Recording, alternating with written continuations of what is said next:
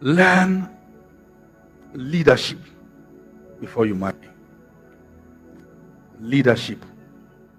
Now, John C. Maxwell said the popular statement that everything rises and falls on leadership. Have you heard that before? Good. So what that simply means is that what becomes of a person or a people is a function of the quality of leadership they are under. The book Spirit of Leadership by Dr. Miles Monroe, you gave me that book about 13 years ago. Yes. I was having some leadership crisis in my life at a very serious down moment of my life. I was pastoring in Redeemed, and she came in. So the young lady just walked up to me and wrote a note. I said, I'd like to recommend this book for you. And I have listening here. So I searched for it, I didn't find it. And I asked her, can you get me the book if you have it? Then she gave me the book. You see, when people bring you correction and you struggle to take it, it's because your esteem is bad. So I read the book, and the first statement in that book is, a group of sheep led by a lion will defeat a group of lions led by a sheep. What the wife, the children become, is a function of who is in front. Is it a sheep or a lion? If the man prays, they will pray. If he has integrity, they will have integrity. You don't just make decisions because you are married to a person. You must understand that marriage is stewardship. You are not the owner. It's stewardship. It's a sacred privilege God has given to you to lead his child. You can't compel her anywhere. You can't just make her do anything. You hear from God. The mirror, the picture of what marriage should look like is the relation between Christ and the church. And Jesus said, I can of my own self do nothing. You can't just make decisions like that. We are not saying she's not submissive, but you are hurting her. You are hurting God's plan. You drag her out of her purpose. You drag her because of insecurity. You cut her off every relationship. You make her do things that she knew that both of you never prayed about. And if you ask her, she would have begged her life, asking to do otherwise. The idea of two becoming one is that even if one is down, the other can pick him up. The worst thing you want to do to yourself is to conquer the person who is your lifeline. So leadership is not control. Leadership is influence. The way, listen, I know men love respect, but what I've found about respect is that respect is not dictated. Your life commands it. That's it.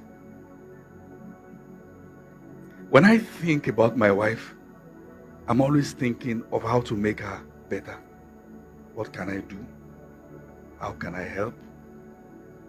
Not how can I control your life and make you miserable because I am your husband and you have to obey me.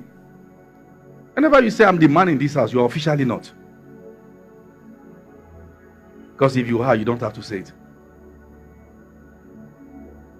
And leadership entails that sometimes you are making a decision that maybe the emotions of a woman is not allowing her to see, and you stand your ground.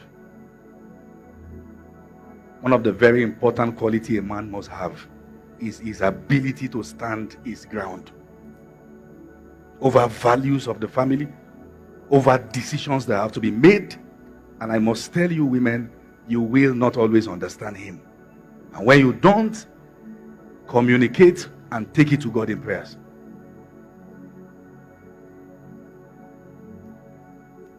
I was telling the people, my people in Abuja, that there are two kinds of people, builders and all others. In life, you are either building, I don't want to go there yet. When you are a builder, let's say for instance you are building a business, or you are building a ministry, or you are building a career, there comes a point in the midst of that building that if you look at what this person is doing, it looks like nonsense, but you know you have the plan. Stay with the plan. Sometimes you are not failing. You are just somewhere in the plan that beauty is not part of the package. You are somewhere in the plan that plenty is not part of the package.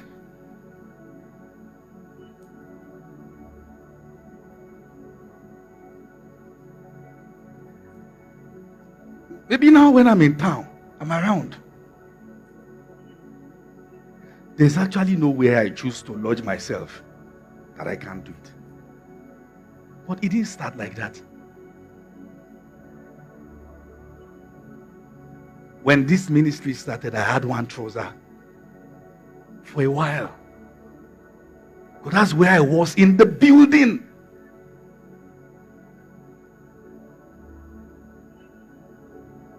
And I've said, make sure anybody can call you anything, not lazy and visionless. Actually, some guys who are emotional feel this person because I don't have money. No, it's not because you don't have money. There's no plan. Show a woman the plan, she won't forget it. There's no plan. I understand it's not here. So what's the yes? Even Peter asked Jesus, we have left all and followed thee. What's going to be the result? If somewhere in the plan we're going to be a bit like this for a while, how are we going to come out? What are you going to do? What are we going to do? What's the plan? So don't blame your spouse because things are down. Is there a plan? If there's no plan, it's not too late. Sit down. You see, one time I told my wife, and I said, do you trust me? He said yes. I said, are you sure you trust me? He said yes. I said, we'll not have car for a while.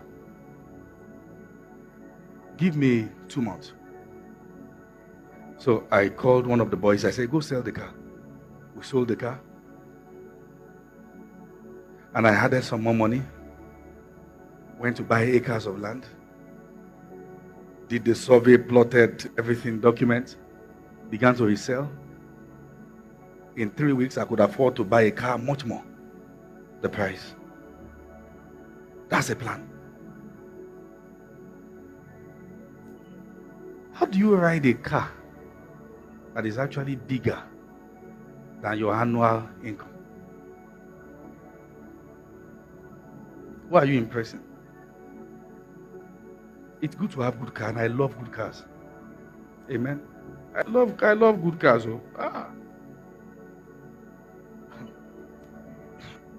Cars. Do you understand what I'm saying? Don't say pastor is just. No, it's good to have. But you must have a plan. And let me advise you, salary earners, have something that is not salary. Any company policy can change. And that's the end. It's good you have multiple streams. Am I communicating? Are you sure? Aha. If I will advise, I would have said at least have some real estate. Even if it's a plot. Something you can resell. There was a time they were begging people to come and buy land at Ibejuleki for 350,000. Begging. Now I'm not sure you can even get at those same locations for 10 million. And that's just some few years ago. Human population is increasing. Things are changing. You've got to have a plan. I don't know how I got there, but talking about leadership. The finance of your home. Take responsibility for it. Take responsibility for it now, before it gets too late. Nobody is putting you under pressure. But take your position as a leader. Plan together. Lack of money in the home frustrates. So we don't bring out unnecessary devils out of ourselves. Let's plan. And like I said, for the balance, there comes a phase in the life of a builder where nothing really looks like it. But do you have a plan?